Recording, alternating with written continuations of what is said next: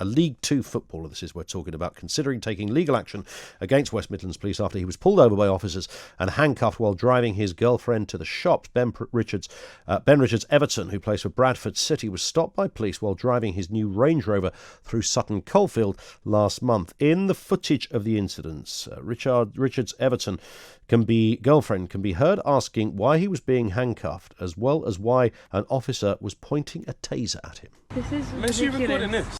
This is disgraceful. For what? Disgraceful. With what's going on right now, you're doing this to me when I'm fully legal.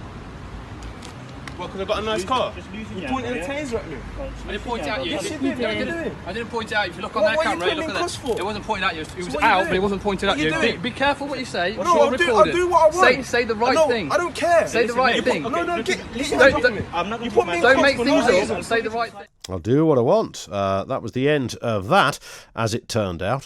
Thoughts on this? 0344 499 1000. In response, West Midlands Police have stated that the number plate on his car had been linked to drugs and firearms. However, following a search, no weapons or narcotics were found. Have the police gone too far, some are asking? And is outrage the new normal? That seems to be the thing. Is outrage the new normal? In a moment, we'll speak to Dominique Samuels, president of the Orthodox Conservatives Group, and Maurice Mcleod, vice chair of Race on the Agenda and Labour councillor. Let me just bring you a couple of thoughts from you as well. Mike White says if someone cloned his number plate, then the police have every right to stop and search his motor. If you can't understand that, you're part of the problem, not the solution. I speak as a black guy.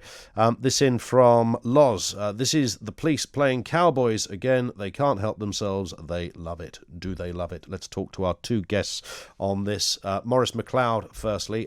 You've seen this video, Maurice. You're aware of what has happened here. Outrage has followed. The footballer in question says he's considering legal action. What's your initial response? My initial response is, yeah, we should probably pursue legal action. Why not? I mean, people saying that, it's a perfectly legitimate thing for the police to do and his car was cloned. It's the amount of times that this sort of thing happens. It's the volume of these sorts of things that I mean, yeah. I'm glad people are saying. Why would you? So on that basis, then everybody would just take legal action every time they're stopped by the police.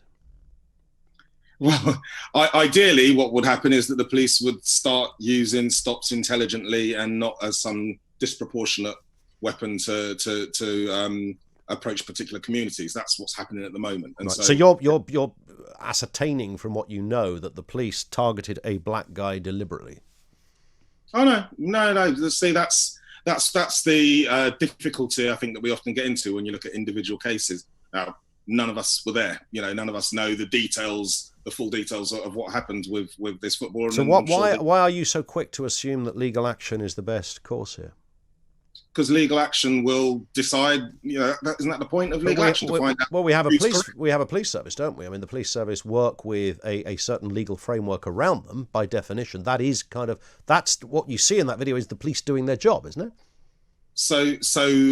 Then if they're what Ben is suggesting is that they were not doing their job, that they were acting outside of their normal rules. That's why he's taken to. That's why he wants it to be investigated. Well, some might say he would say that, wouldn't he? Let's bring in Dominique Samuels here, president of the Orthodox Conservative Group. Dominique, good afternoon to you.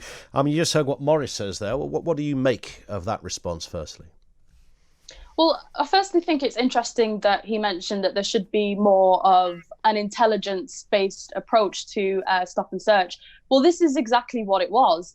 His number plate triggered an alert that was linked to weapons and firearms. The reason that a taser was out and it was shortly actually put away, I've read, was because the number plate was linked to drugs and weapons.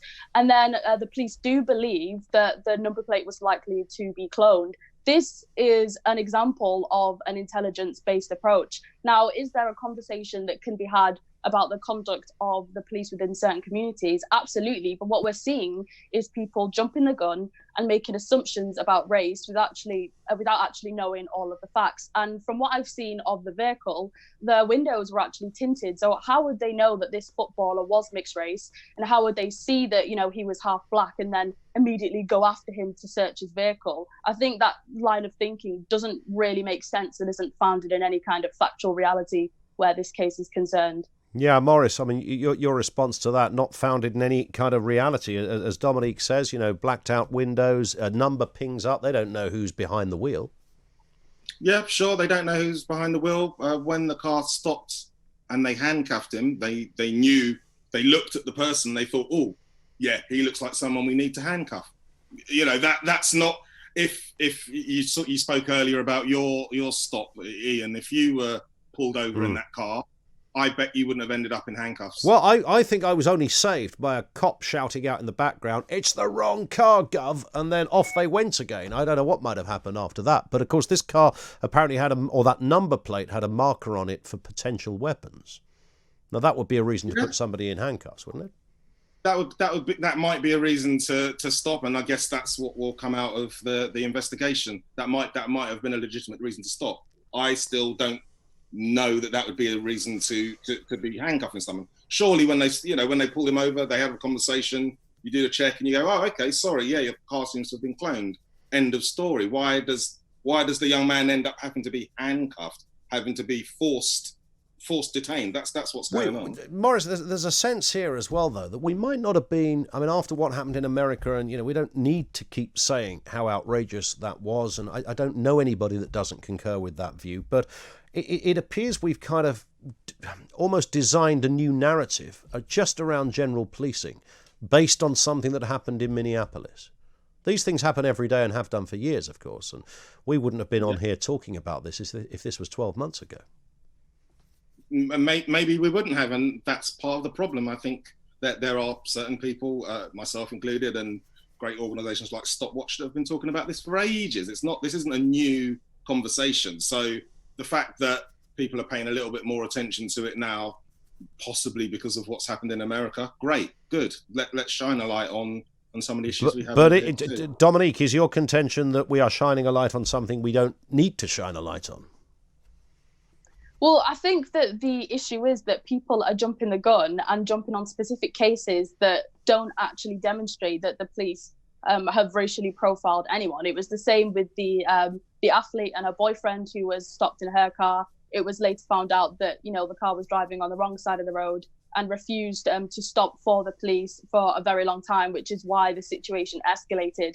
If we want to have a conversation about racial disparities and racial profiling, we need to actually look to cases that actually prove something like that exists, instead of just looking to sensationalize an issue that isn't really founded in any fact or reality. I think that's the issue, and that's why people struggle to take things like this seriously, because at the end of the day, the police have a job to do, and they needed to stop the car. They needed to search the car to ascertain whether or not there are any weapons. And then in the process of that, they needed to ascertain whether or not the license plate could be attributed to weapons and drugs. And I think, you don't know, this search could have actually been for that footballer's own safety. Who's to say that the people that cloned the license plate wouldn't search for him, rob and attack him? The police have a right to do their job. This is the issue. Do you sense, Dominique, then, that there is a kind of a growing, almost a growing demand from some people to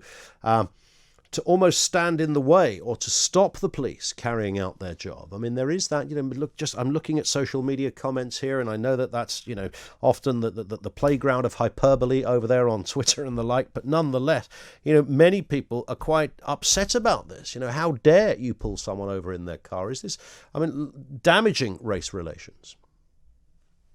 I think it is damaging race relations because it makes the suggestion that minorities can never be responsible for their actions. Of course, there's a conversation to be had with regards to over-policing in certain communities and whether people feel like they're being over-policed or unfairly treated. But I think we also have to look at the fact that a lot of this outrage is in the realm of social media. And according to the government website, actually 70% of Black people 16 and over actually have trust in their local police.